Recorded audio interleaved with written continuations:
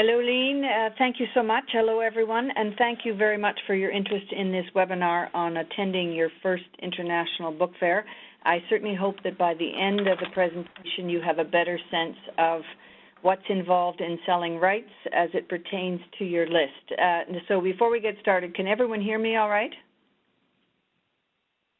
Okay? Okay, let's get started. This is the list of topics to be covered today, taking you from the idea of getting active in rights through the decision to take space at an international book fair, selecting which titles to pitch, setting up meetings, shipping materials, setting up your stand, taking those meetings, and then the follow-up, which one hopes, of course, will lead to sales. If there are questions outside this list, please note them for Lean, and I will try to address them in the Q&A that follows. So, selling rights, yes or no? Taking that plunge into rights can certainly feel like an enormous decision. It involves a time and financial commitment starting at acquisition. So to acquire world rights or not is a big question, and as well a potentially costly one, but it's worth thinking about in the early stages of the publishing process. You may not yet be ready to take on the world and need more time and resources before you make that plunge, but if you ask for world rights, you have an obligation to attempt to license them. One cannot just sit on them. Thoughtful planning and consideration about what is involved are crucial to an effective strategy which ultimately should bring results. This webinar is designed to provide both practical information about what is involved in getting into rights and going to the fair. If you have a book that has potential interest outside your domestic market, which may or may not already include the U.S. for some of you, then you may well be considering potential foreign language sales or even export sales of your existing books to other English or French, depending, speaking markets such as the UK, Australia, New Zealand, South Africa, and so on. As was said on the previous slide, however, if you hold world rights, there is that obligation to make an effort to license them. Some of you may already have arrangements with authors that if rights are not sold in a certain period of time, usually up to about 2 years, these revert to the author who can then use an agent to attempt licensing, thus giving you fair opportunity to sell them in that initial time post-publication. So be very clear in the head contract what the split will be on foreign sales. That's the first place. There's considerable time and money spent to make these sales, even with the funding available through Livre Canada Books, Department of Canadian Heritage, or any other funding bodies. This is the time to ensure digital rights are also considered, if only to save you time from going back with the author to renegotiate. For children's books and those with illustrations, considerations about the use of black type should be addressed so that changes for foreign language editions, for example, are not unduly expensive or restricting. Likewise, for nonfiction titles, permission clearance must be discussed. Is it world rights you're after, or just Canada, or even just North America? And selling rights means keeping a good hand on the production schedule to ensure you have materials at the time they're needed. Do everything in your power to give yourself the best selling tools and materials to land that sale. So assuming you have everything you need to start selling, let's now look at which fairs may be the best for your list. So, yes, you've said yes to rights. You've made that big decision. One obvious reason to enter the world of rights is, of course, revenue for the author and for the house. Other reasons for deciding that selling rights are worthwhile include presence internationally. Those foreign editions are always exciting to receive and display. Status domestically will be increased. Authors start to take note of which houses are active internationally, adding to your appeal, which means you're able to attract better-selling authors who want to publish with you. Prestige for the author and the house may also be noted by funders as well as reviewers back at home, which is always good.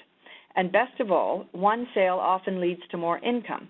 And if you're successful once, this should continue to bring in revenue as interest in your house and the list grow. And finally, of course, the excitement of all those foreign editions. Seeing copies of them arrive at your office is enjoyable. It affirms that both your book and your taste really do have legs. So as you can see from these three covers of one novel, each one is quite different, although there are aspects that are found in all. Covers can and do vary a lot because of the market and readership.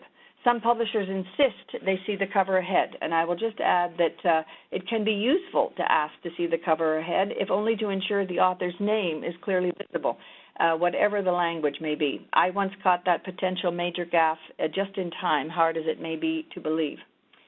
One book can reach many markets, and seeing the various styles and covers is always fascinating, as is receiving a nice advance payment with the hope of future royalties. It's always interesting to see how your book has been published for another market. These foreign editions, I think, can also be referred to warmly as the brag shelf, whether in-house at your publishing office or at the author's house. And don't underestimate the real psychology of having your foreign edition somewhere where visitors and authors coming to the office can see them. It really does indeed say a lot. If money and time are no object, one could be traveling and selling much of the year. However, that would be incredibly taxing as well as expensive and likely not the most effective use of time for any publisher. So this list here includes the major fairs as well as others that have been attracting Canadian publishers. Livre Canada Books maintains a list of the upcoming major fairs on its website. The International Publishers Association, IPA, also maintains a comprehensive list on their website. Once you've decided on the fair you want to attend, visit the Livre Canada Books site for funding through FreeMap, which I've noted at the bottom of this slide. It provides travel assistance, so there'll be a little bit more about this later on. So I'm just listing them, and we're going to go through them. So first of all, though, ask the question, why attend a book fair? Well, some of you here on this webinar, and I think we're almost at our full complement, may actually have sold rights without leaving home. So if so, congratulations to you. That speaks to the good marketing of your house, perhaps an effective and user-friendly website, and perhaps even a very agile foreign publisher who spent time finding you. It is possible to sell rights from the office, so for those who are on a very tight budget and perhaps not able to afford either the time or the expense of a foreign fair, you might actually be considering this. These kinds of sales are usually reactive. In other words, someone contacted you because they saw a review or heard about your book. As a result, though, it's unlikely selling rights really makes up a portion of focused planning to bring in extra revenue, as has been described before. So what makes book fairs so important? Well, they are the meeting place of publishers. Keep in mind that if this is someone's first fair, they might be quite intimidated by the budgetary expense of attending an international event, but bear this story in mind. A publisher asked if it was really necessary to go to Frankfurt or Bologna given the expense, and my response was that the notion of sitting down across from someone to talk about books, your books, and to see their reaction directly rather than through email is a real advantage. The idea of breaking bread with someone, whether you actually have a meal or just offer a coffee at your table, is the ideal and very time-honored tradition of meeting your customer, in this case, your fellow publishers, foreign fellow publishers. So my answer to that question is yes, it is hugely important to be at a fair to look someone in the eye. It's the best way to ensure that that passion you have for your books is expressed no matter how well you write emails. This also forces planning into the publishing program, and that's a good thing. You will likely find that once you attend an international book fair, you will have caught the bug, the rights bug, that is, although you may catch a cold too, but we'll try to avoid that with some of the slides on building your schedule and knowing your own stamina levels. There are three main fairs which many Canadian publishers attend and which will be known to you: Frankfurt, London, and Bologna. Other publishers have attended Paris and Guadalajara, and yet others have gone to China, Korea, Sweden, and Sharjah, which is a state of the UAE. Others also could be Brussels, Geneva, or Montreux. My recommendation is to get some experience first with one or more of the big three, and then see what else there is that might be appropriate to your list. After all, if the publishers you want to meet don't attend, then why go? The Livre Canada Books list of fairs and book events shows the dates which are for each of those fairs, and dates tend to be in that particular month. So you decide which fair best suits your work schedule and then work toward making your attendance there a great event. Be selective, and as you gain experience, you can certainly consider branching out. This photo was taken at the London Book Fair this year, just to give you a sense of the types of halls. Now we'll take a look at the 5 main fairs highlighted and provide some additional information about each one. London celebrated its 45th year in 2016 with more than 25,000 publishing professionals from over 60 countries. This is the first of the major fairs in the calendar year and of appeal, given the English language draw. So what you see on this slide, just in brief, is the website address for the fair, when the dates are for the next edition in 2017, and there is always, of course, a guest of honor.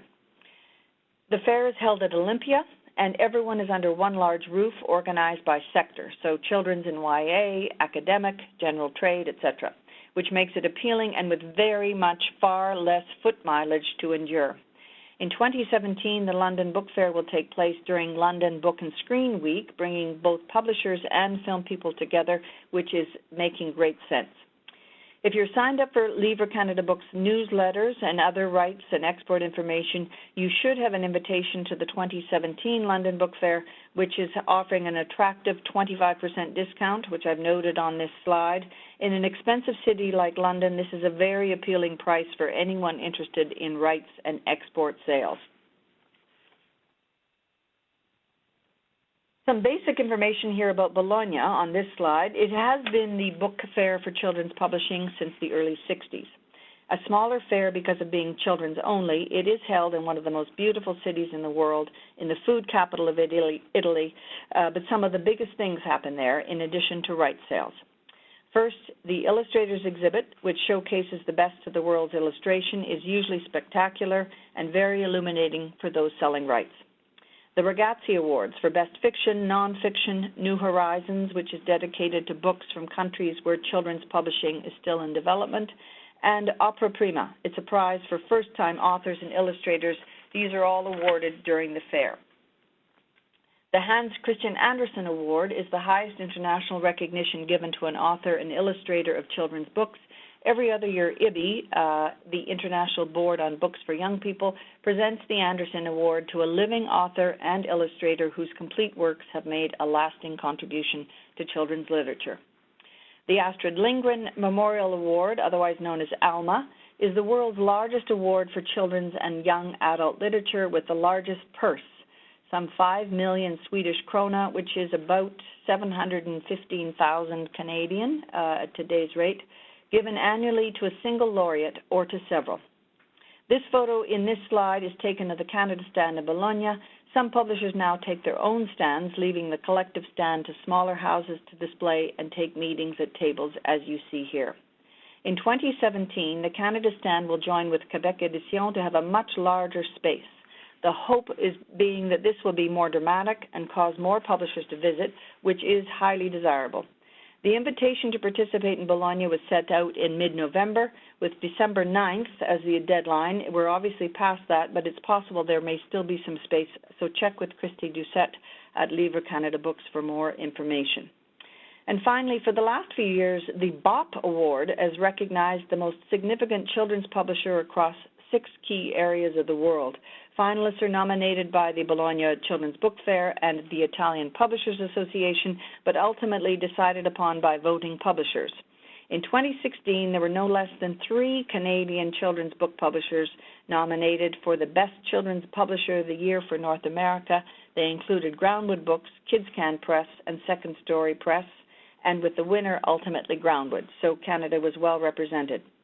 What I hope you can see in this photo, which is a little bit small, but is a well-lit, attractive stand that has everything publishers require. A table and chairs, shelving, a cupboard to store and lock, space to display a poster or 2, and a reception desk where a Livre Canada stand staff person is present. If you were to take your own space, furniture and lighting is up to you to order, and also internet access is part of the package at each Canada stand, which is very handy. Frankfurt, of course, is the big fair. It's the world's largest, and it is the main event for publishers all over the world. It began in 1454 after Gutenberg invented the press, when a group of German booksellers got together, and was held annually until the end of the 17th century, was the most important fair in Europe.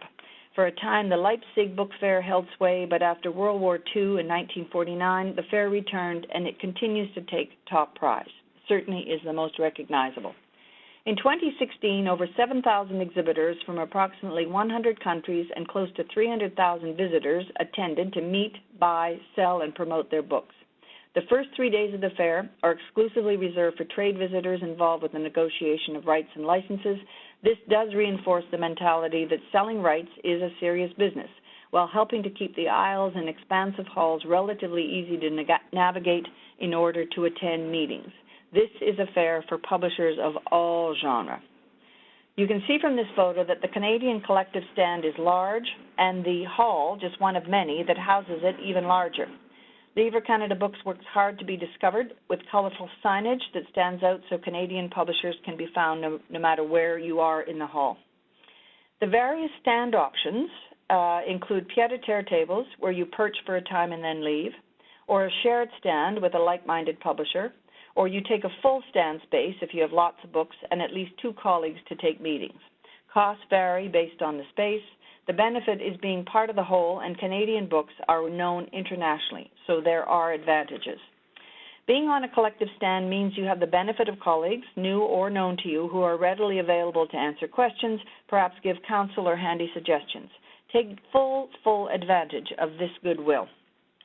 Keep in mind, Canada will be the guest of honor at Frankfurt in 2020. An increased presence is part of the plan, with authors in tow and the spotlight on our diverse culture. This is a perfect opportunity to anyone considering attending in the next 3 years to test the waters and feel more comfortable at this huge and important book fair.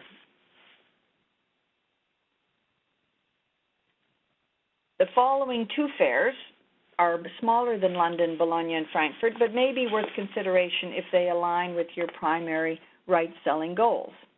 Newly named Livre Paris, the fair takes place at Porte de Versailles in Paris. Started in 1981, the fair brings publishers and authors, both French and international, together. Over 150,000 members of the public attend to celebrate books and reading. Books continue to be revered in France, and so Livre Paris is a major cultural event. Many author events are held, signings and meetings between publishers and their public do take place.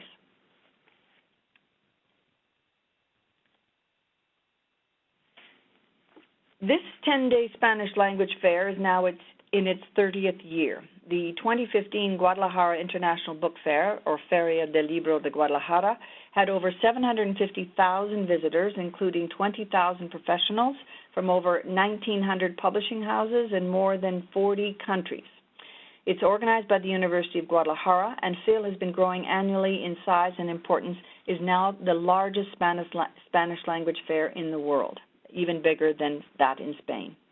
The event is open to the public, which is one of the reasons the numbers of visitors is so high, as well as to publishers, and has become a touchstone event for the promotion of literacy and literature through author events and direct-to-consumer sales. The opening weekend sees large crowds eager to participate in these events. The subsequent 3 days, as in Frankfurt, are reserved for industry professionals, including publishers, agents, authors, and distributors. Over the course of the last 6 days, FIL becomes a book-selling marketplace with school children in large attendance. One of the interesting things about FIL is that the cost of European book fairs have made it the best place to meet publishers from Mexico, Central and South America, with the added bonus of being an affordable fair. Livre Canada Books occasionally hosts a Canada stand at the fair, and a number of Canadian publishers and agents regularly attend, often by taking a table in the right center. With a growing interest in the U.S. for Spanish books and long-standing outreach to American librarians who eagerly come down to see a much wider and more interesting selection of books that are available to them, FIL has now become a favorite of these important professionals. I was just there at the fair 10 days ago and can certainly tell you a bit more about this year's fair, if you wish to follow up with me. I will just say that these statistics, I couldn't get anything more update than what you have here, because the fair is so recent, is what I want to add. So helpful resources. So there's a list here of some helpful resources with further information about international fairs. As mentioned, if you have not already done so, I encourage you to sign up for the Livre Canada Books newsletter. The monthly updates keep the industry informed of upcoming fairs, general issues, and concerns affecting Canadian publishers on rights and export sales. For more detailed market profiles, the site has over 20 market guides and reports on specific countries and regions, including the U.S., UK, France, the Middle East, Asia Pacific, Latin America, as well as targeted reports on global digital marketing. Along with the fair organizations previously listed, there are other resources worth reviewing to bookmark for future reference when your serious planning begins.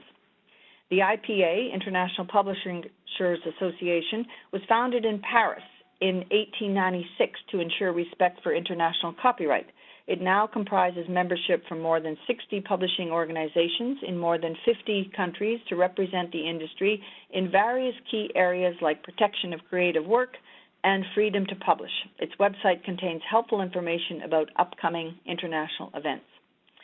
As mentioned, the Frankfurt Book Fair and the others provide detailed information on many international markets and the fair.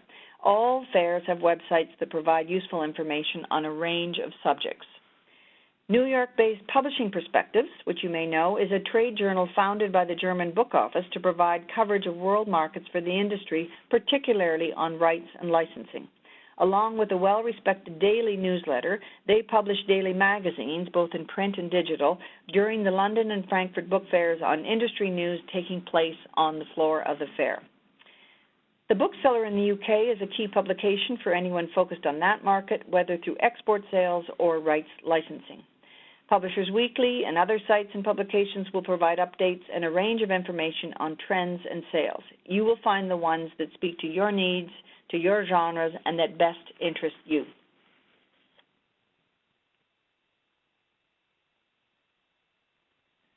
So now that we've covered the individual fairs, let's look at some of the processes you need to address in order to make your fair a success. So before attending any book fair, it's important to have a solid list of titles on which you will focus your sales efforts. Knowing which books will sell is a never-ending question across every branch of publishing. Some titles will seem obvious as having potential international appeal, and these will be relatively easy to name. Try to assess the market or language in which you think they might work, as this will inform the countries you focus on. You know your books best, so go with your instincts and be prepared to make mistakes. Most experienced book fair attendees have a good sense of market response for their particular titles, but give themselves latitude for being proven wrong. Your most recent list and forthcoming titles should be examined first. After all, they're the newest and should have a fresher feel. Publishers across every market are constantly on the lookout for something new and unique. Look at content and subject matter. Look at the author. Are they a known entity? What promotion has the book received? Study your backlist for titles with good sales history. Bestsellers are golden. For children's books, many stories can essentially relate to similar concepts and values. Differences in style of art and illustration will be readily apparent. Until you have enough titles to satisfy presentation for a half-hour meeting, it may be better to build your list of potential titles before you venture farther afield. But this is still good background information for when that moment comes. So which books will travel? Assuming you hold world rights, in theory, every book in your list could be promoted. It is better to focus, though, on those titles with the best chance of finding a home. Approximately a dozen books is a great start for a first fair. It's sufficient sized list to warrant a half-hour meeting and provides scope with enough work to keep you busy should interest really take off. Titles specific to a region are usually better left at home. You can always send a PDF or finished book post-fair if you receive particular interest during the fair. Books with universal themes have a better likelihood of finding readers. Excuse me. Often your own passion can be the deciding factor between a yes and no, or as an expression of interest, convince the publisher to read the work and form their own opinion. Be prepared for personal approval of a book, but understand that it can be hard to convince international sales and marketing departments that a title will indeed sell in a foreign market. This photo here, just for general interest, is from the Bologna Ragazzi Award this year, which looks at the best of the world's books for that year. Once you've selected your titles, there are a number of catalog options to consider as a way of promoting your books at the fair. Livre Canada Books produces 2 annual publications which are distributed at book fairs and publishing conferences around the world, Rights Canada and the Canadian Studies Collection. Rights Canada is open to both English and French language publishers and promotes Canadian titles available for international publishing, translation, and licensing. It promotes general trade titles across fiction, nonfiction, children's, and YA categories. Produced ahead of the major international book fairs in spring and fall, it is promoted and widely distributed, and a handy USB key is now distributed at the Frankfurt, London, and Bologna book fairs. The Canadian Studies Collection is another collective publication featuring the best books on or about Canada, with a focus on titles of interest to the international communities of academics, librarians, and Canadianists. Targeted towards the academic and scholarly market, the collection is distributed to international contacts throughout the year, including Canadian embassies and missions across 36 countries, also Canadian studies centers and programs in 39 countries, so it has very wide reach. Livre Canada Books distributes copies of the collection to association meetings, events, and conferences around the world and at the London and Frankfurt book fairs. Both of these also provide advertising opportunities, so if the collective publications don't quite meet the needs of your list, you may choose to create your own catalog for the fair. Despite the interest in digital, most publishers still do provide a print catalog of their books at foreign fairs, although one does see fewer copies taken just simply because of the restrictions by airlines on weight. One can use a basic list of books with covers and descriptions of content, author bio material. Some publishers tweak existing sell sheets to provide information relevant to foreign markets. Others will include rights availability in their main catalog to save time and money, so that one catalog does both. Whatever the choice, be aware of the natural focus to your domestic market. In other words, you are selling mostly in Canada or in the United States, and your catalog will reflect that. So you may require additional comments or information during your meetings may be necessary to ensure an appreciation of how a particular book might adapt to translation. Should you decide to create your own rights catalog, be aware of the cost and the time required to make it effective, and know the extent of your optimal print run. Keep fair shipment deadlines in mind to ensure the materials will be ready. You don't want to go to all that work and find that you missed the proverbial boat. Some publishers have moved to a USB key of various sizes to great appeal and effect, and they have their catalog preloaded along with other relevant sales material. The cost and time involved is a consideration, but there's no disputing the ease in shipping and convenience. Publishers might also want to participate in the bilingual collective publication produced by Quebec Éditions for distribution at the Paris, Geneva, Brussels, and Montreux book fairs, as well as Frankfurt and Bologna. Some Canadian publishers in Nova Scotia, Manitoba, and Saskatchewan have recently seen substantial increases in support for export sales through their respective cultural departments and may find a collective publication that best serves their promotional purposes. It's hard to know what there is if you don't know this aspect of publishing, but it's fair to assume that if you think of it, it's likely out there. And if it's not, you might be the person to create it. Building a catalog is just what it says. You decide to build your own as the way to go. The same thought and planning that has gone into building your publishing program will now need to go into how you build your rights fair catalog. Recognize that one size does not fit all, and a variety of options in both print and digital exist for marketing and bringing awareness and discoverability to your books. Whatever your preferred format, it will depend on budget and an examination of the most effective method to achieve sales. Getting your name out is the important part of the longer branding process. Remind potential publishing partners of the success of your house through sales, authors, reviews, awards, and honors. Let others know when you've been recognized for something outstanding. Everyone would like new and fresh to give them an edge. Current topics on subjects or people known outside of Canada may be of interest, but it can also be difficult to effectively sell coals to Newcastle.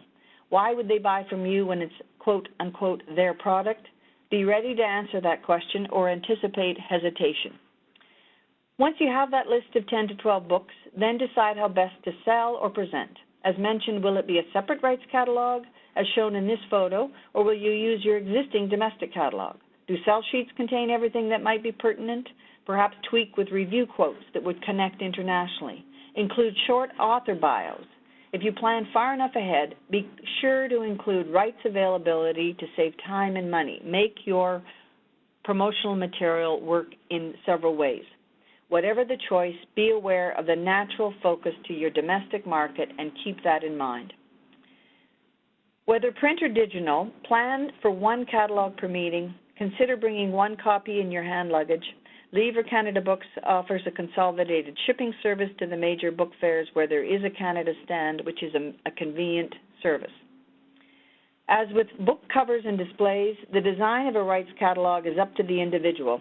Some publishers have adopted a very attractive small-size catalog, sometimes so small they fit in a shirt pocket or purse, highlighting only those titles offered at the fair, leaving the domestic catalog at home. One might also include a list of agents and scouts if you get that advanced, just as you would list your Canadian sales reps and distributors. In terms of distribution at the fair, have your business card out with a catalog or sell sheet ready to be reviewed. That's when you finally sit down for that meeting, which we'll talk about.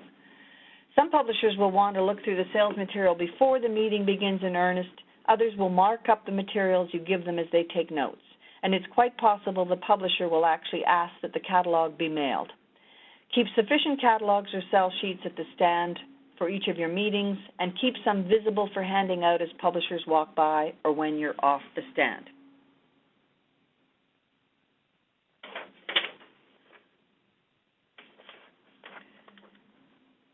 Sorry, pardon me.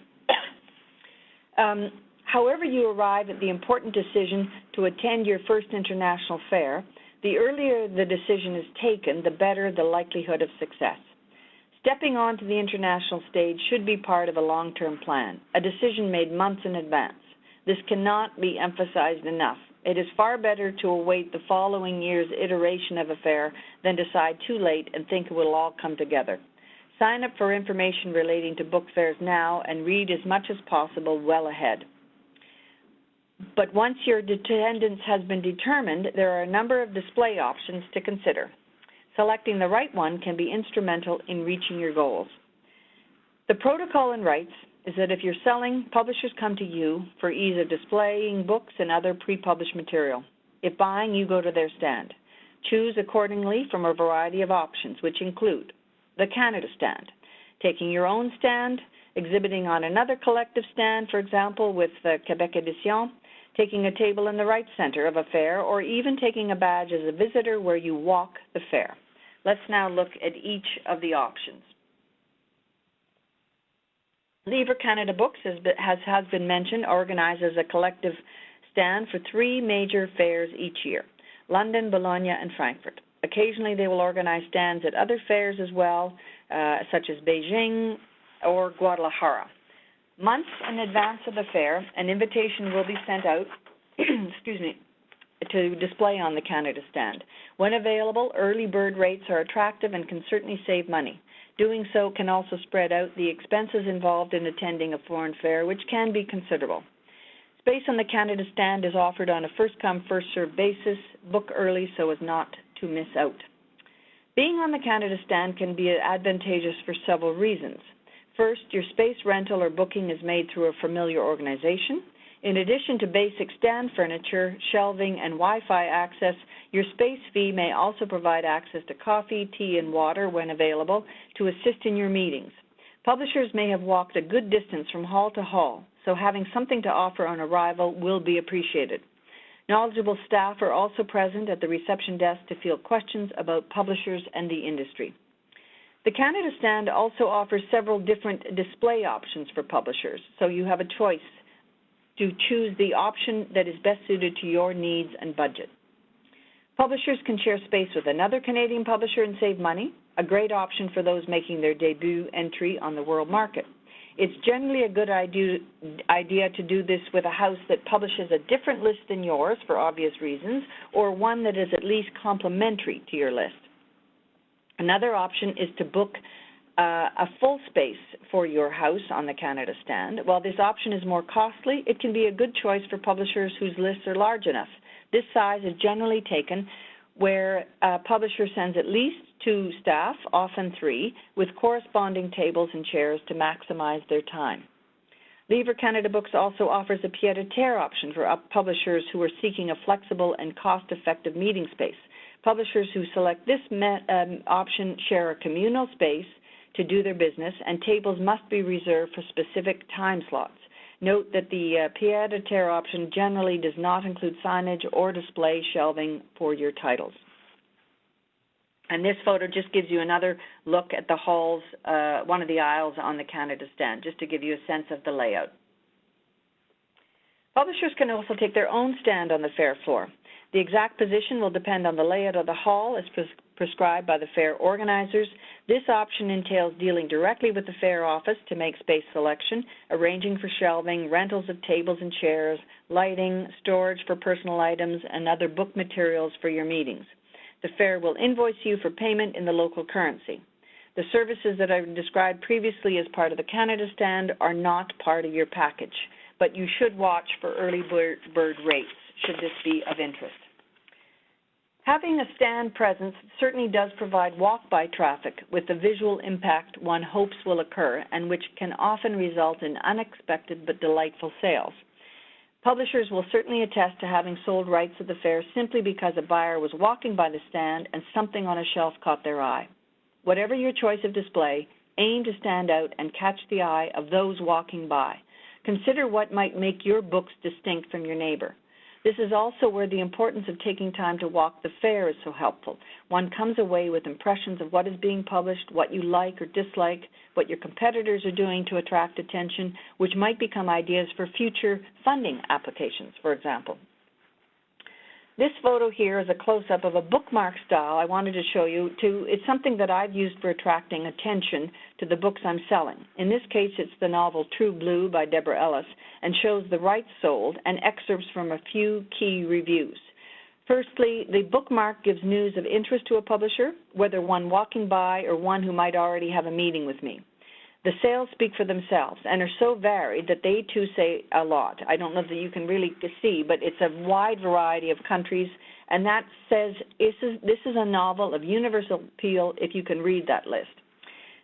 The reviews in the important American publications also provide information, so I've listed 3. As the seller, I then don't have to spend time on this. I can stick to talking about the novel and why I think it would fit their list. The rest is subtle psychology, which one should always consider important. Another thing that's important are award stickers. They are useful in exactly the same way. Winner or only a finalist, they identify a book that might equally do well in their market. So other collective stands. I just want to talk briefly about this. ANEL, the Association Nationale des Éditeurs de Livres in Montréal, organizes a collective stand primarily for Quebec publishers, but with space open to any Canadian publisher at international book events through Quebec Édition, which is the export committee arm of ANEL.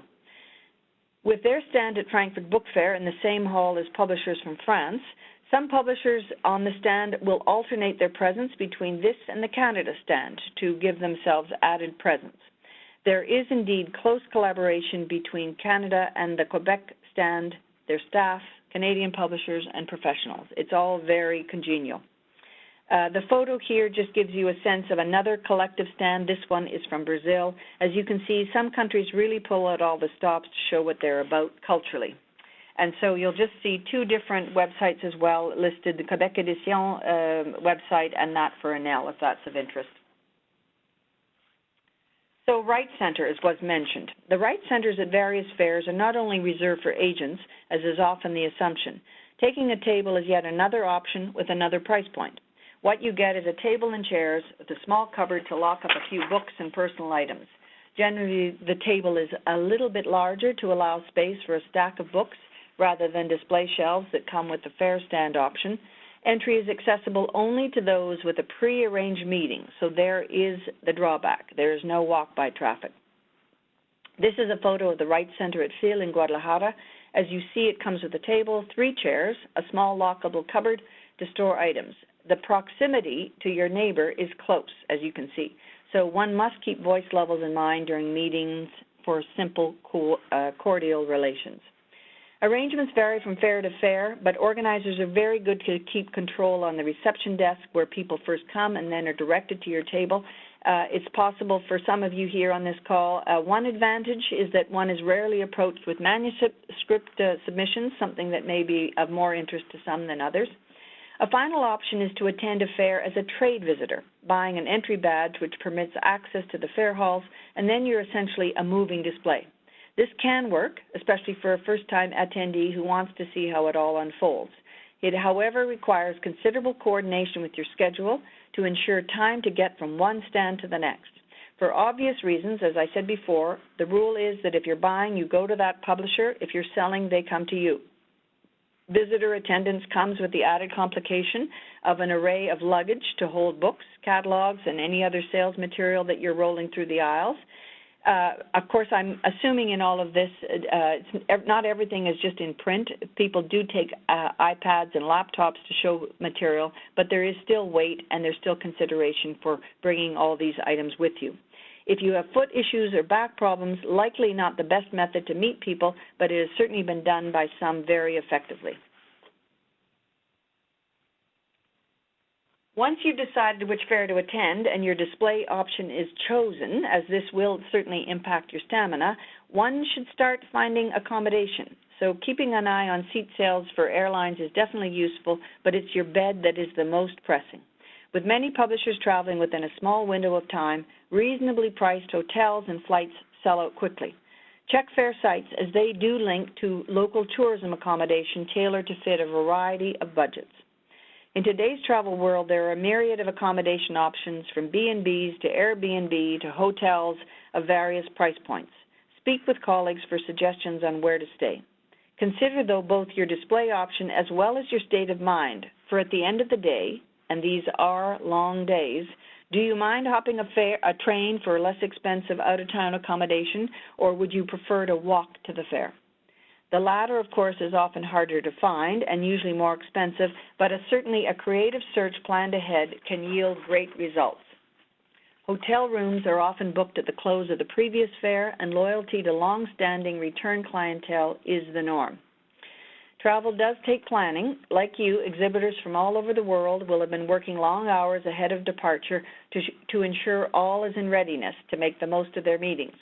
Some publishers arrive and go directly from the airport to the fair on setup day. While often looking a bit travel-worn, this does save a night's hotel. Others arrive several days ahead to ensure they are sleeping well in the new time zone, to be confident of getting to and from the fair, or to take meetings ahead for a jump start on discussing key titles. Many publishers are naturally keen to take full advantage of being away from home to see a few sights, either before the fair to relieve the strain of jet lag or after as a way of decompressing. Whatever is decided, ensure you have a valid passport for the fair dates. One needs to be sharp and healthy throughout the fair to make the cash outlay worthwhile and your presence a success. Everything involved to attend a foreign book fair tends to impose the need to focus. Determine the best travel method for your goals. Skimping on a night's hotel in a new time zone can backfire. Know thyself is a good maxim.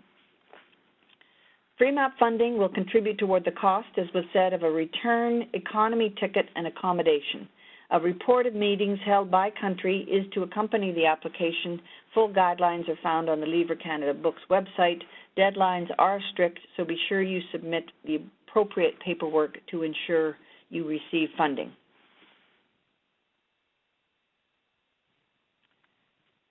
The key to scheduling for your first book fair is in knowing the time frames, which I've listed for the major fairs. So surprising as it may be, publishers will start their contact with foreign book publishers months in advance. So for Frankfurt, it's as early as June. You might feel that that's terribly early, but remember, Europe generally goes on a holiday in August, and publishers want and need their schedules finalized in July, so a holiday really is that. For London and Bologna, it's not unheard of to receive a request in December, but generally it's early January when the real work begins, so right after Christmas and the holiday break here. Guadalajara is a professional fair, but the style in Mexico is a bit more laid back, hence only September or more likely October. Following, as it does at year's end, this less frenetic pace can be very, very welcome. Meetings are every half hour generally, unless it's been prearranged to have a longer or shorter time slot. This is all about maximizing your time at the fair. So the more meetings you have with potentially appropriate publishers, the better the odds that sales will result. It's as simple as that. Before you start emailing those publishers, though, you have never met, start a basic calendar schedule to refer to or until your schedule is as full as it can be or however many meetings are deemed appropriate. Finding good partners is the first crucial step, and that's research, and we're going to talk about that in the next slide. The earlier you start your research and the more you plan ahead, the better off your outcomes and experiences likely will be. If you put in the effort and make yourself as open as possible, you will find those like-minded publishers. Convincing them that you're a great potential source of a book or books that will enhance their list and will sell well in their market is the next big step and comes when you reach out by email to ask for a meeting. So, the big question after you've decided to get into rights is, how do you find publishers? How do you go about doing them? Where or how do you begin? The answer is partly in asking where you want and expect to see sales based on your list. You may well have ideas about which markets are currently doing well and which should be avoided. The world is indeed a big place, so focus on those markets, whether by language or country or territory, which may bring the best return on your investment. Being aware of international financial situations can help in finding right sales. If there's a downturn or natural disaster that weakens confidence, this might not be the time to expect much in sales. For example, when Japan was hit by its major catastrophes, one just knew that this was not a time when Japanese publishers would be buying much. Go to where you have the best chance of success, and choosing the right fair is part of that.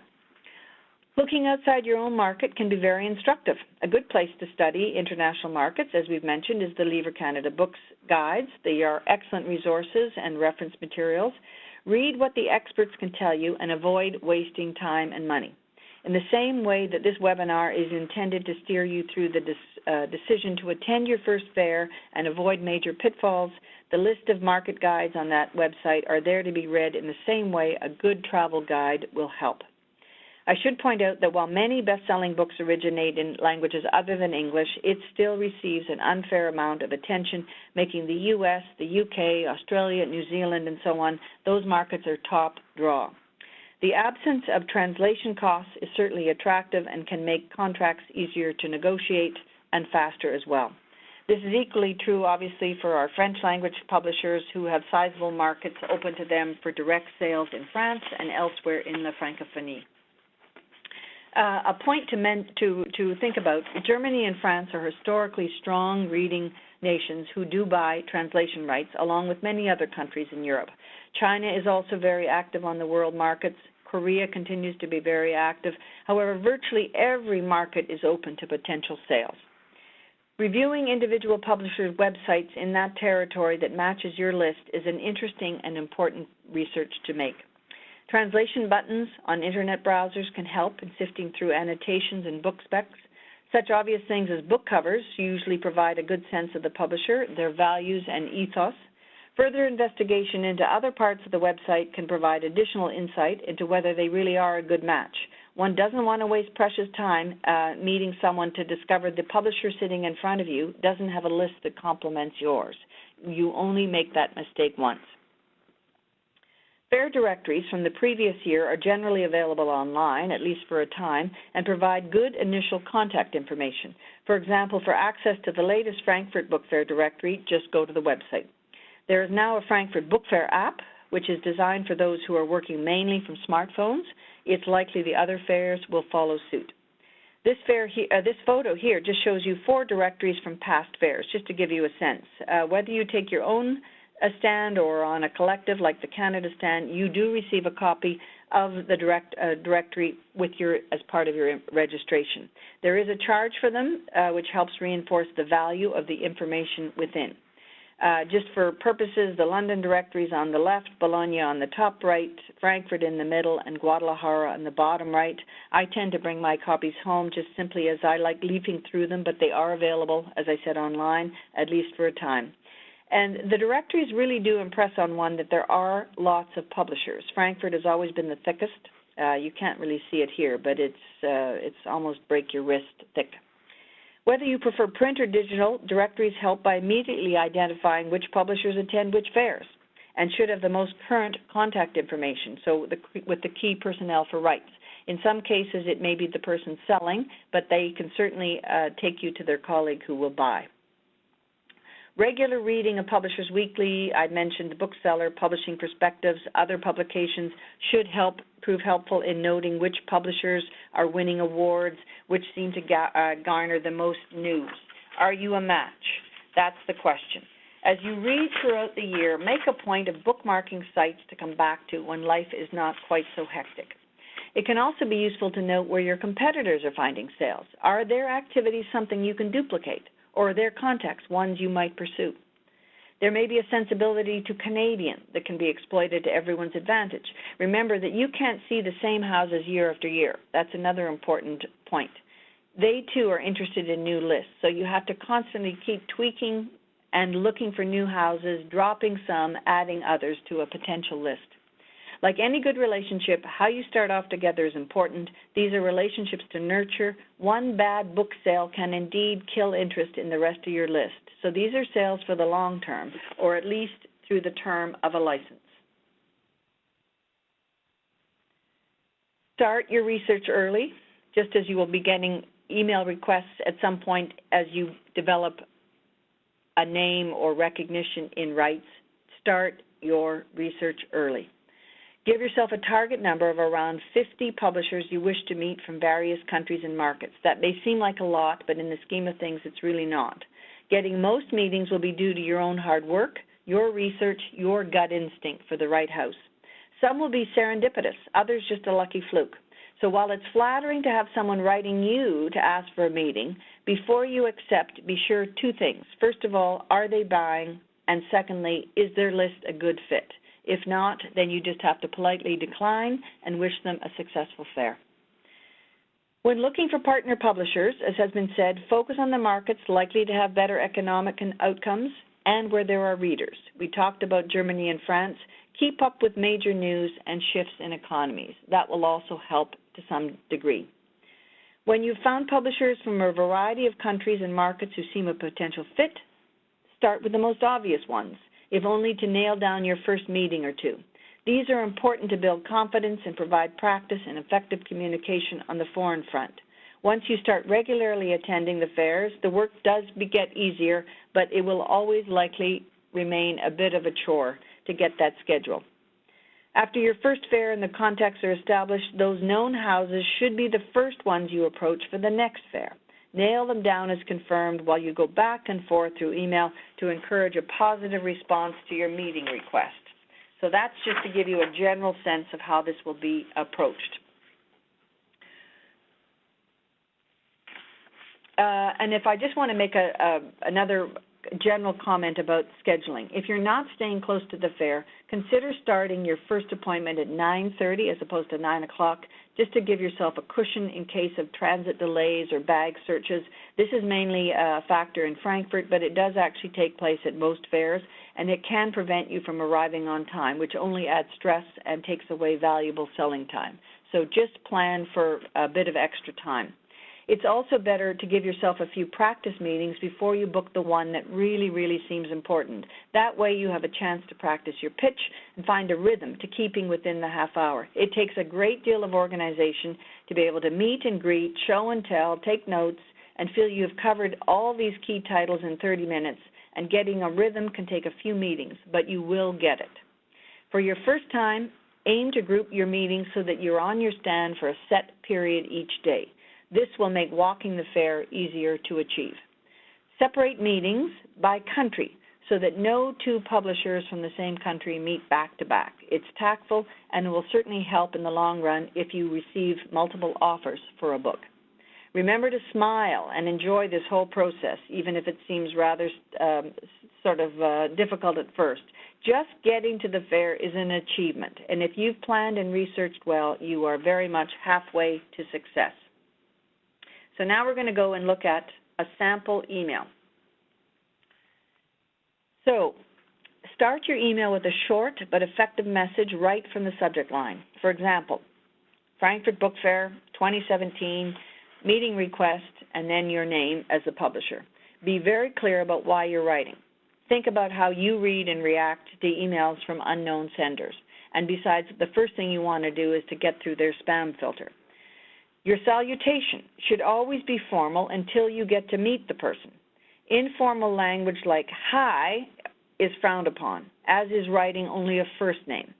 Your counterpart may be using their second or even third language to correspond, so write a brief, clear message.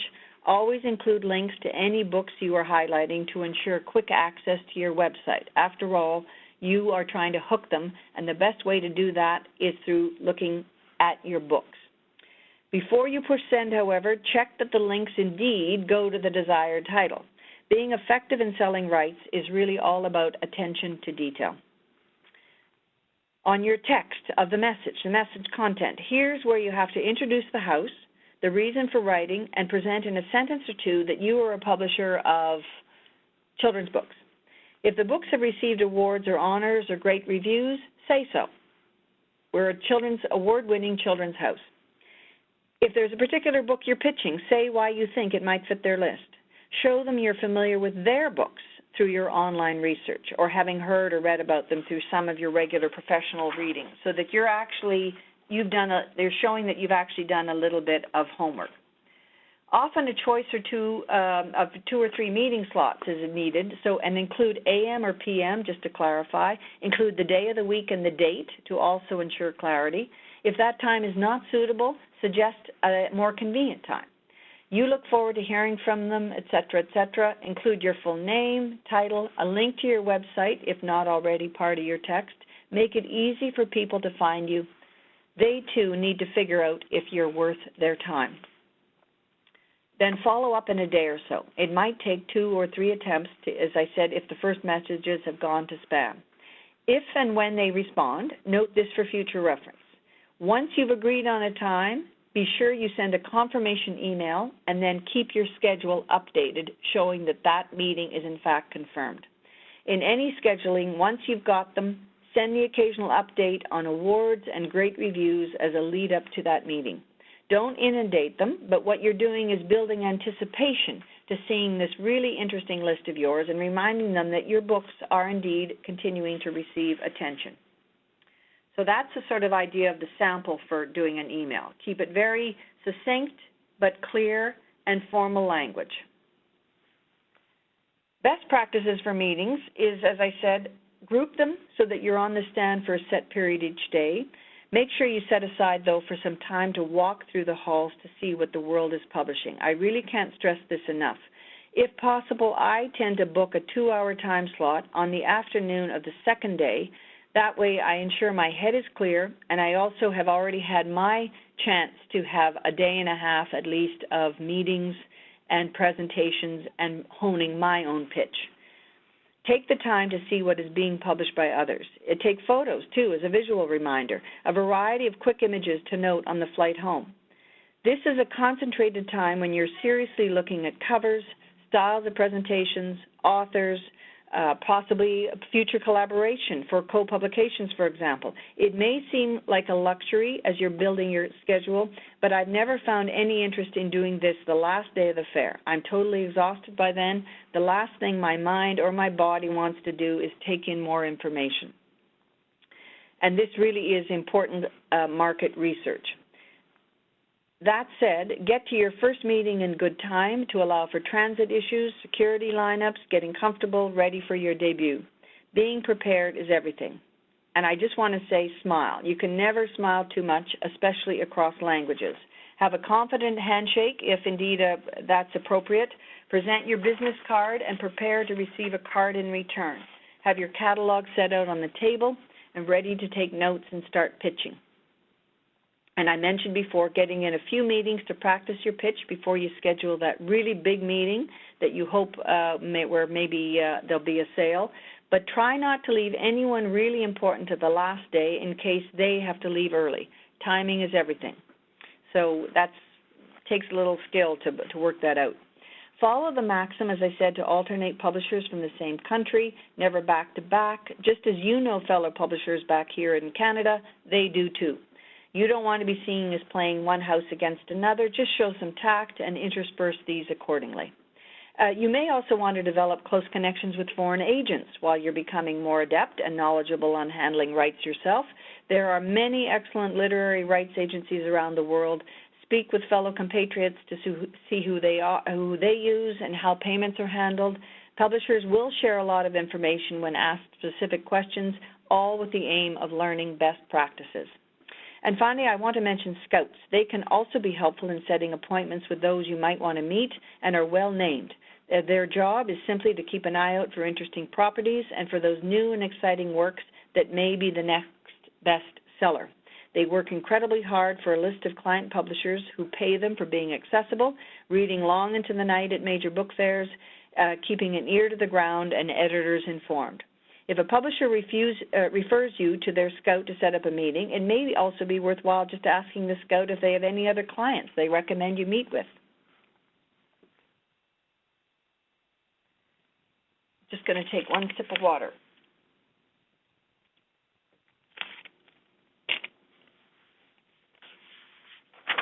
So shipping materials. If you opt for the consolidated shipment, note the deadline, as has been said, to ensure your material will be ready. Selling rights involves the entire office or house. Keep reminding your colleagues that their efforts on the domestic front will ultimately help on the foreign front. Follow the instructions carefully on documentation. Countries like Mexico, for example, may remove items not listed in the paperwork, so be correct, detailed, and you will eliminate any costly surprises. Bring one copy of every book in your catalog for the fair. That is the rights catalog or the list that you're using. Budget to bring at least one catalog for each of your meetings. Just as you promote at home for your list in Canada, you must do some things to grab attention. This may be as simple as book covers done up in large format. This photo in this slide was taken at a recent Guadalajara book fair and was so delightful in how they used art taken from Sidewalk Flowers, which was a Governor General's Award winner, for their stand display that it just caught my eye as I walked about. It's not often a Canadian-authored book is given such wonderful visibility, but you can see the typo display here, so that it's really very exciting. It's not necessary, obviously, to spend as much as this, but what you're attempting to achieve is discoverability and standing out from the crowd of publishers alongside you. And obviously, I knew the art in some respects, but it just really caught my eye how nicely they'd done it. Bookmarks and postcards have less appeal at fairs where the primary audience are other publishers, but they certainly can be a light and easy reminder of a book, but I wouldn't bring too many. Some publishers have developed teacher's guides for certain books. A sample of these can be helpful to show the crossover reach from trade to the institutional market, but again, I wouldn't bring many.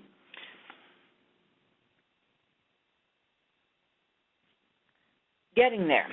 Well, whether taking a table in the right center or a space on a collective or shared stand, once you decide the best option for your budget and goals, then you will start to prepare all that material needed to present in the meetings. I mentioned lighting earlier on the option of displays. To spend all that money and time away to go to a book fair and stint on appropriate lighting to showcase your great books is very short-sighted. It's all about the books, so make sure that light will be there and focus on them. And this photo of a publisher's display on a collective stand just shows how well lit the books are, so they really do stand out. On those shelves, do things to make your own books stand out. Use bright and shiny to get walk-by traffic to stop and take note. I've mentioned that. Has there been a recent award or honor? If there's no official sticker, consider making one at the office. I mentioned the idea of using bookmarks, and you might use something that says new or have a short quote excerpts from key journals. That also impresses. Use these to get information across that attests to the great things you are saying about your books. These will be noted and are part of the overall package you are presenting as a potentially good partner for someone. We've talked about print catalogs, which still have a place, although fewer are picked up. If you make a separate rights catalog, though, remember, consider size, keep it simple, make it work in other areas of your domestic publishing. Be prepared, though, for minor problems. We talked about the importance of shipping deadlines. You don't want to miss those, and you want to make sure that you've taken care of everything in the paperwork. But be prepared for minor problems. Consider bringing flat covers, just in case, to line shelves. At least your display will look good if your books don't arrive, and you can still sell from those covers as you, in fact, know the content. No one wants to even consider that their books don't arrive, so do everything in your power to make that a certainty. Also be sure to bring the following in your carry-on. 1 or 2 print copies of your meeting schedule. I know that we talk about digital, but it can still be something whereby the Wi-Fi access doesn't occur. 1 catalog, a list of books and shipped materials, so you have something to, what's not there. A small toolkit with a good supply of business cards, paper for taking notes, Post-its, pens, and tape. Yes, people do bring iPads and laptops, but as I said, Wi-Fi can go down, so the old-fashioned methods do still have a place. Now, while rights should indeed prove exciting, if not just plain interesting, a large book fair really brings home the reality of just how many publishers there are in the world. So after you've arrived, it's natural to wonder if your great list will ever find interest and sales. And my advice to you is just take a deep breath and have faith in your publishing instincts. It also helps to do some planning, though, around your setup to ensure you and your books are discovered. So we've talked about some of the basic things that you can do. Whether you've chosen table or stand, consider the layout before you actually even leave the office to ensure you're bringing the right material to have your list look its best. And we've mentioned this before, endless variety of styles and methods of display. The best option is that which gives your books the best potential for sales, whatever your budget. Small can indeed be very beautiful. You may also look forward to when your list is large enough to take more space. So be open to ideas and possibilities, be flexible but visible. And one of the things I like to do in my walkabout is just take photos of stands that really look impressive, if nothing but to be able to take back and show to colleagues to see what might be done if money were no object. The size of shelf space, it hasn't been discussed yet. It dictates the number of books to feature. Some publishers overlap books to maximize the number, but know that shelving isn't generally deep, so that heavier and thicker books may have to stand alone. Be selective. Consider preparing an arrangement ahead of time and create a map so you know how your space will look. Keep it simple but eye-catching. Good-looking covers can be sufficient as display matter if a finished book is not yet available. That's not as big a thing as not having anything at all. Signage is included with the booth space, but often publishers will bring posters and reusable signs to brand their list and highlight certain titles.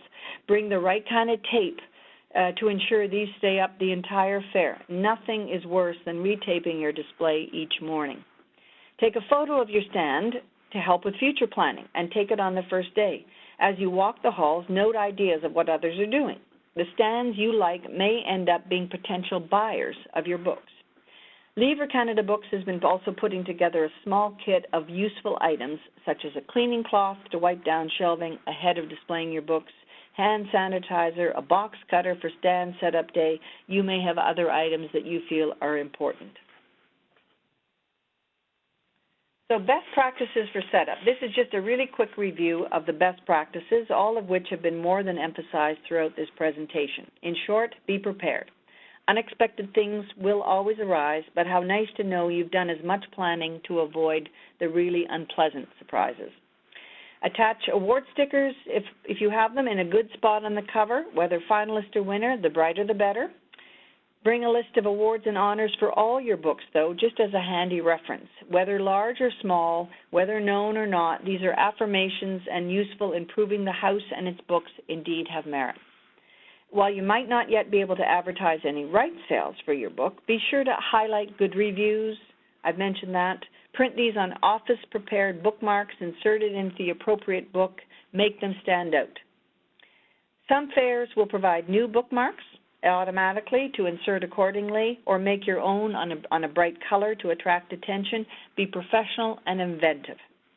Take photos, as I've mentioned, at the start of the fair. Use them for marketing and to show the authors and staff what you did to sell their books, or just for general future reference in planning next year's fair. Take photos of other stands, as I've said, to emulate for their unique display or promotional practices that you think might be worth trying, and also considering future funding applications that you might think are worthwhile. Finally, the world of book publishing is filled with wonderful people, but the opportunity for theft can occur in any situation. With people arriving from overnight flights, often a bit groggy, this is when thefts of electronic equipment and even purses and wallets will occur. So be alert, keep your valuables secure. It's better to put purses and bags that have valuables at your feet, not at the back of your chair where they are easier to be lifted off. So at the fair, how to have a great fair really comes down to basic common sense. I think most of the things that I've mentioned are not really perhaps new to you, but perhaps just general reminders, and being the most effective, positive force you can be. So the list of do's really is put away the advance copy of that key title at the end of the day. As at any trade show or book event, books can indeed walk away, much to your dismay. So lock up your items in the stand cupboard. Remember that title that's in demand should be tucked out of sight. Whether male or female, consider bringing a scarf or shawl to the fair. These really big halls can be very drafty, and if you're close to an exit door, you might find yourself in a very steady breeze, so think of your health. Keep a list of books to give to publishers at the end of the fair. Save postage and time. Rarely do publishers ship back finished books since the costs are too prohibitive. It's better to give them away to potential buyers. I often keep a Post-it in the inside cover with the publisher's name, and then provide a time for them to call for this on the last day of the fair. Many are very happy to do this, and we both leave happy. Bring back only those things which you think might be needed quickly at home. If you really must ship back, make it easy on yourself. Bring along a waybill for your courier account. Most fair offices work with FedEx or DHL. With so many new experiences around you, do take time to enjoy yourself. Soak up the culture of wherever the fair is being held. Try new foods and drink. Be sure to take full advantage of invitations to receptions on stands. While these are intended to promote goodwill, you will inevitably meet new potential partners, and do bring your business cards. And there are just two don'ts. While you're in a meeting promoting your books, listening is also crucial. It's the information you're taking home. If a publisher's body language is telling you no, it's not personal, so just move on. Learn to keep the flow of presentations going on, reading the signs, moving on, taking notes, and so on. And don't forget to learn. Each fair is an opportunity to expand your horizons and find out what the rest of the world is doing, even if it might seem very far from your corner of Canada. If you're going to sell rights, your focus must naturally be outward. Generally, Canadians do have a very good reputation internationally. It's in our nature to be curious, to show interest in others, and to present our diversity to the world.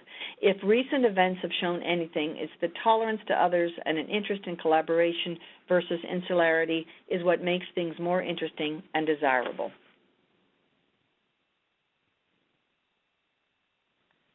You are the one taking on the fair, so your comfort is crucial. This photo is obviously for the women, but it's intended to remind you that while these shoes are beautiful, they are not made for walking the great distances at a book fair. Better to save them for a cocktail or dinner where you can slip out of your comfortable pair and then don these for maximum effect and wow factor. Whatever is your business attire style, wear that which makes you feel relaxed and yourself while still projecting a professional manner that a diverse marketplace will appreciate. Once you've made your debut and have a sense of styles and custom, then decide how best you wish to present on a world stage. Business cards still have a place, as was mentioned, particularly in some cultures. After shaking hands, assuming that's appropriate, extend your card and take a moment to read the one received in exchange, especially the title. Keep it handy and do not write on it while in the meeting. I have mentioned the issue of keeping valuables in a safe space, particularly electronics and purses. This has been noted, but with thousands of publishers coming in, thefts just often occur the first day, either en route to the fair, while publishers are still catching getting up from jet lag or sleeping poorly, and so they are less vigilant. To be fair, it's rarely publishers who are involved. In Bologna one year, though, I remember well-dressed individuals were certainly, quote-unquote, working the fair the first day, and they were not there for meetings, however. It certainly made everyone much more vigilant, and for those who lost valuables, they had a hard lesson. Do take detailed notes for the important follow-up. Listen and ask questions about what the publisher facing you is looking for, or not. About their list, take note of key details on print runs, formats, average royalty rates, whether they've ever bought a Canadian book and from whom. This is crucial individual market research which should be noted along with reaction to your books. All these details make up the portrait of finding like-minded publishers for your book or your books, not necessarily the entire list. With luck, your early research that set up the meeting will prove valid, and you are on your way to continued contact. If someone else will be doing the follow-up, be sure your notes are legible and self-explanatory. And, of course, remember to thank the publisher for meeting with you. This is the start of a potentially long and lucrative relationship. Pitch tips. Well, I know many of you may be wanting this. Everyone has a first fair, though. Just remember, let people know you're a first-timer. Come with pride for your list, but also with a degree of humility. Show that you recognize that there are indeed thousands of books available, but don't be afraid to show them why yours stand out. Show that you're prepared for this first fair and any other future fair. Know your list as only you can. Your pitch of your list should be practiced ahead, either with colleagues or in your hotel room, to ensure you've mastered the short description of what your books are about. This is either your own assessment, pulled from catalog copy, or a combination of a great review quote that nicely summed up the work. Whatever best describes your book to a foreign publisher is one to repeat and repeat again. Do this for each book and practice enough so you're comfortable and succinct. 30 minutes goes by very quickly, and one must also allow time for general conversation. Remember, if the match of publishers and meeting goes well, this could be the start of that beautiful friendship and long-term business relationship. Be informed about translation funding that might sweeten the pot on making a longer book financially viable. For example, the Canada Council's International Translation Program is there to be used. Take information with you to share during your meetings. Be sure to include the link to the funding when you do so with your follow-up. Be passionate about your books and your authors. Your enthusiasm counts for a lot, as does your understanding of why a book may work in a particular market. So let that be seen.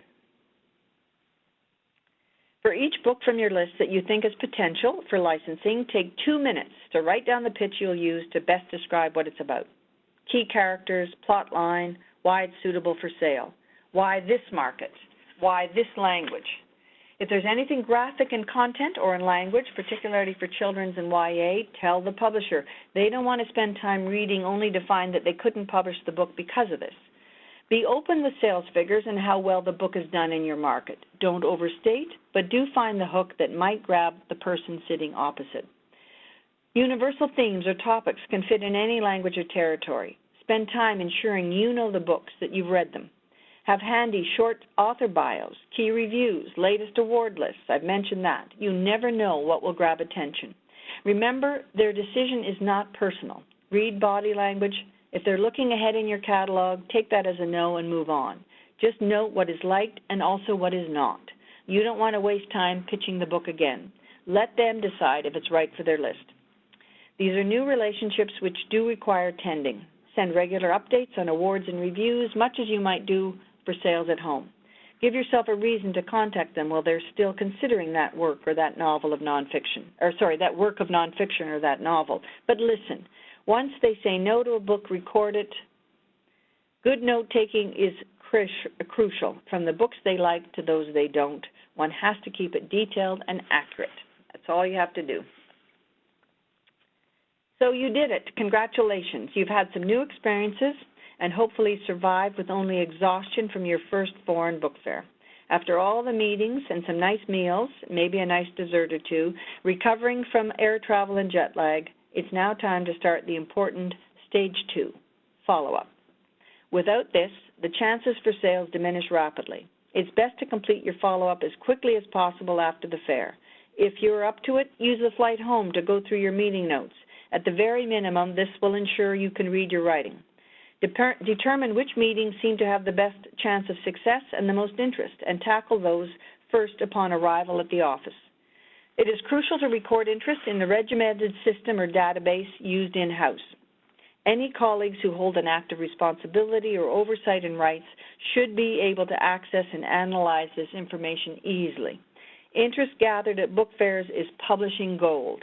Have this system in place ahead of your departure and be sure that all interest is noted and dealt with in a timely and equitable fashion. If you have multiple expressions of interest from a territory or market for a book, you must respond and send out material to each publisher at the same time to be fair and correct.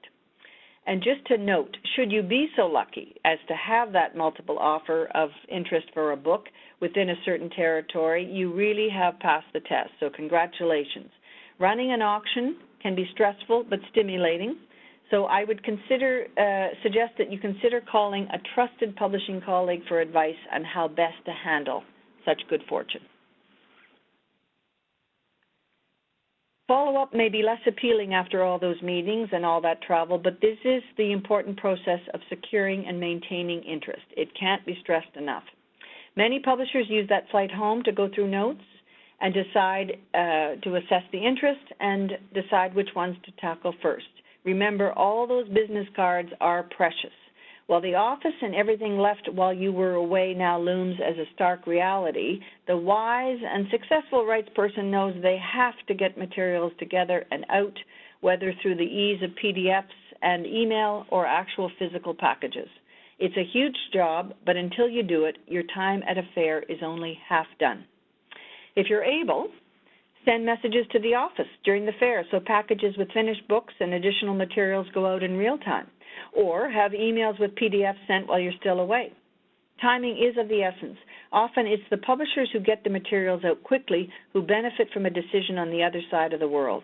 Showing the same consideration to an editorial and production schedule as you would require is both expected and appreciated. Putting unreasonable pressure for decisions or presenting impossible deadlines to join gang printings will not find favor. Be sure to write all the publishers, thanking them for meeting with you. Remind them of the books that caught their eye, even if there was nothing they wanted to see from your current offering. You're preparing ground for the next meeting. If something is delayed or not yet available, tell them and make a note to follow up. Send everything you need to send electronically in one email or mailing so that it's all together. If you have a number of titles, consider sending them each one separately so to keep the book straight on receipt at the other end. Help yourself as much as you might be helping your new foreign contact to keep organized. Use a repeated subject line, both for your note-taking and for the other end. Just be as organized as possible. And I've said it, but record everything. Check your notes for anything else you promised to send or that might meet with approval from your foreign contact to help ensure a sale. As updates on reviews and awards come to you, share them.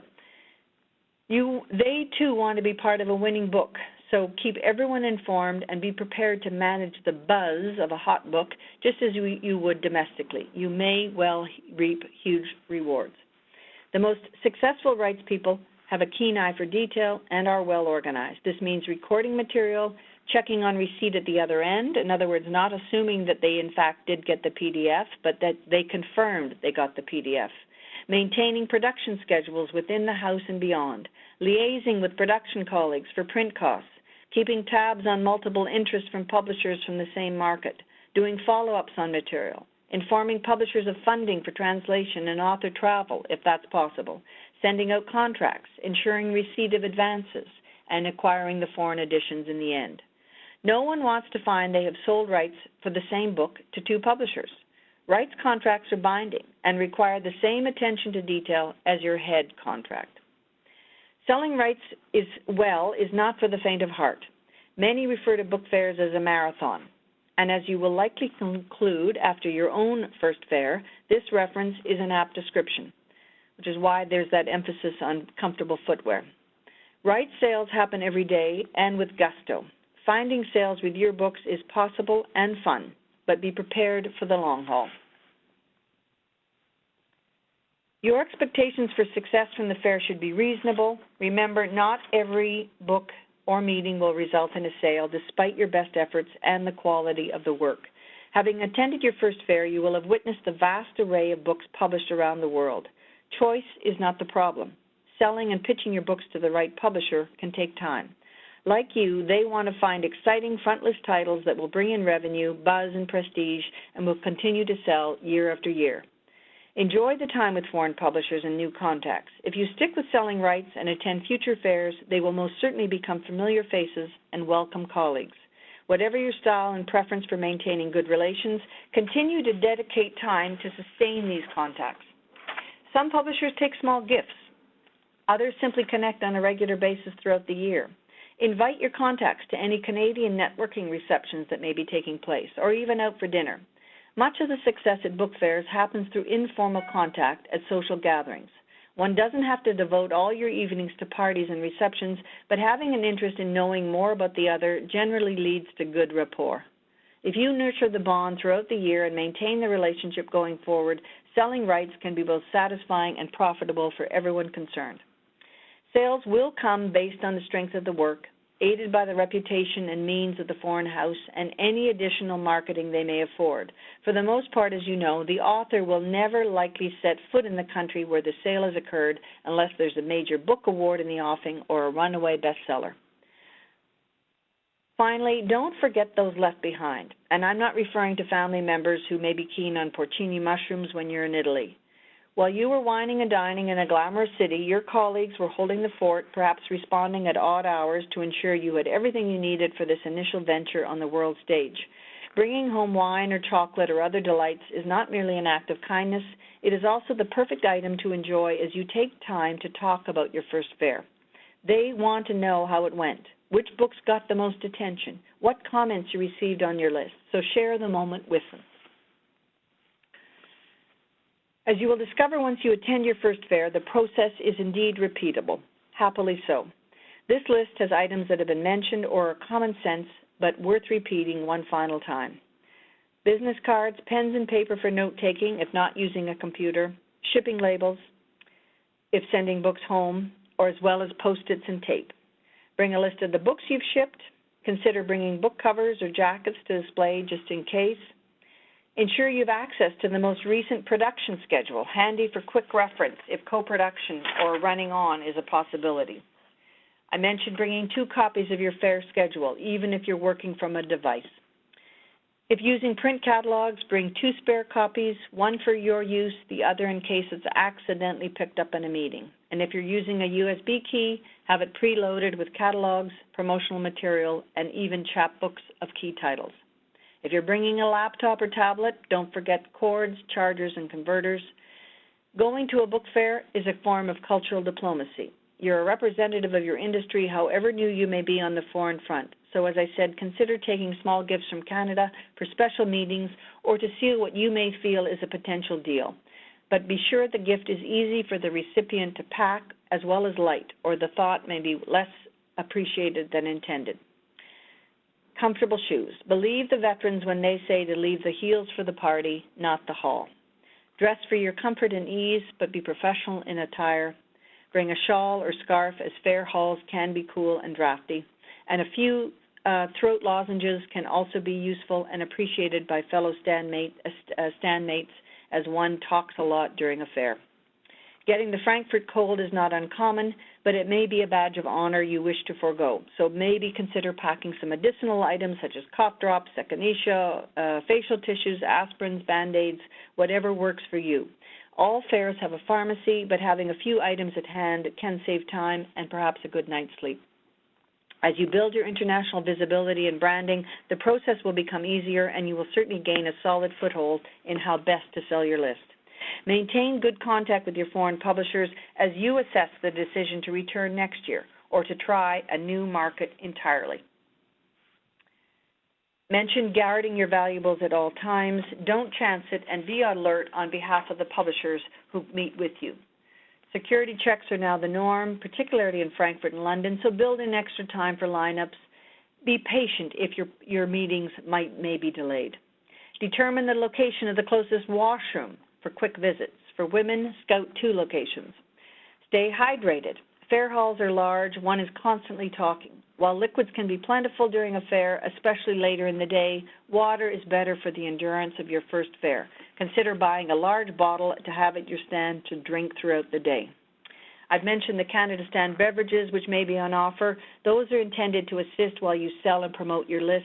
Your guest will be grateful. They may have walked some distance to reach you. Also consider having some backup nourishment like apples, nuts, raisins, chocolate, whatever you feel is required. Consider wrapping up a sandwich from your hotel's buffet breakfast just to save time as well as money in fair lineups. Book fairs are indeed work. In fact, many, as I said, consider them marathons. So much to see, so many people to meet. What you're trying to do is maximize your time to increase the odds of sales. That's what it's all about. Accept invitations to stand receptions if they may further your sales and build contacts. You may have to attend business dinners with the same aim. However, for some, working hard during a full day is enough, and quiet dinners with colleagues or new friends may be a reward in and of itself. From the standpoint of your colleagues back home, though, remember you are one of the lucky ones, so take time to enjoy the fair, enjoy the city wherever you find yourself. Productive book fairs rely on maximum efficiency while safeguarding effort. Strive to be that publisher writing up meeting notes on the flight home so you can hit the ground running. You'll increase the chances of making your trip a success. Above all, stay positive and adjust your practices accordingly. If not this fair, there is always another.